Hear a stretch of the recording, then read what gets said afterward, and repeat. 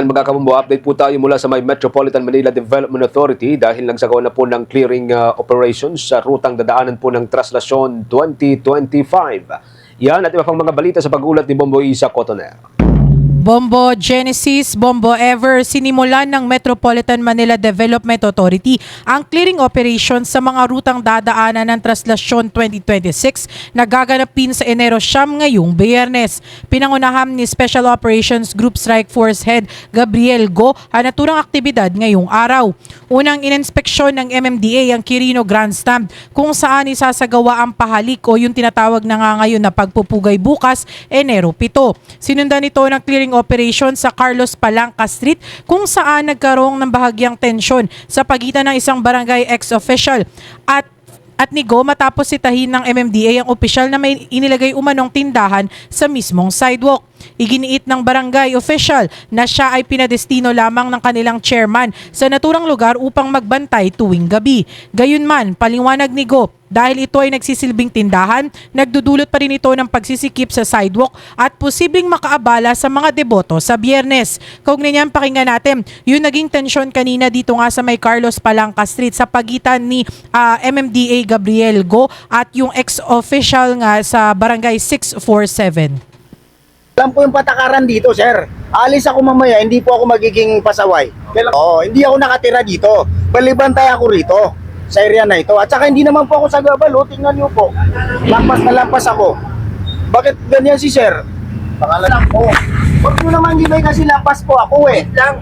Kaya sabi ko sa'yo, ba't ka kasi umiinit agad ang ulo mo? Nagagalit na. Hindi naman ako kasi sir, inamin ng mga tao nyo eh.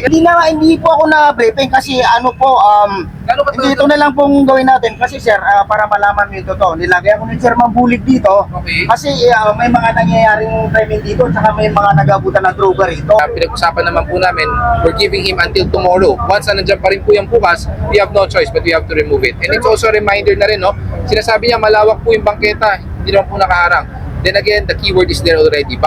Kasabay ng clearing operation, sinabi ni Go na nakapag-impound ang MMDA nang hindi bababa sa 6 na sasakyan habang mahigit 40 na motorista naman ang natiketan dahil sa illegal parking at iba pang paglabag sa batas trapiko. Hindi na rin pinagbigyan ng MMDA ang ilang motorista na iniwan ang kanilang mga sasakyan doon nga sa may Carlos Palanca Street bilang bahagi ng mahigpit na pagpapatupad ng disiplina sa kalsada. Ayon kay Go, ang isinasagawang clearing operations ay para sa kaligtasan ng mga deboto at ng mga taong dumaraan at namamalagi sa sidewalk at hindi upang makipag-away sa mga residente ng lugar. Muli pakinggan natin ang tinig ni MMDA Gabriel Go. So makikita naman po natin, maganda naman po ang situation so far. Although meron po mga pailan-ilan na medyo makukulit pa rin po talaga na despite yearly, ginagawa naman po itong malawakang event na ito. At syempre meron din po tayong reminder from a few days ago, meron pa rin po talaga ilan na pumaparada at iniiwan ng kanilang mga sasakyan dito po sa ruta ng Traslasyon. And we have to be reminded also, no, hindi naman po ito dahil lang kailangan natin silang alisin because of obstruction, but also protecting their properties na rin. Alam naman natin dumadagsa ang tao, pag naiwan po ang kanilang sasakyan, naiwan ang kanilang mga motor, there's a big chance na mamaya ma-damage po ito pag nagkaroon po na Siyempre alam naman natin may nagkakaroon ng tulakan, yung iba dyan, last year meron pong mga sasakyan na naiwan, tinungtungan. So we're also trying to protect them from the damages that they can incur from this obstructing the roads or the ruta ng traffic. Samantala, nagpaalala rin si Go sa mga nakaharang pa doon sa rutang dadaanan ng Andas na alisin na mga ito sa lalong madaling panahon upang hindi na makaabala sa mismong prosesyon sa Biyernes. Dagdag pa niya, may ilang lugar sa Maynila na mahigpit nang ipinagbabawal ang mga parking kaya't nararapat lamang na maging maalam at sumunod dito ang mga residente ng lungsod. Muli pakinggan natin yung naging kasagutan ni MMDA Gabriel Go sa naging pagtatanong ng Bombo Radio Philippines. Paalala na lang doon sa mga nakatira sa lupa ng Traslasyon ngayong taon. Well, ang pakiusap lang naman po namin dyan, no? Unang-una po, kung meron po kayong mga nakaharang sa bangketa, pakialis nyo na po yan. Dahil paalala naman po namin is hindi po ito para alisin lang po kayo.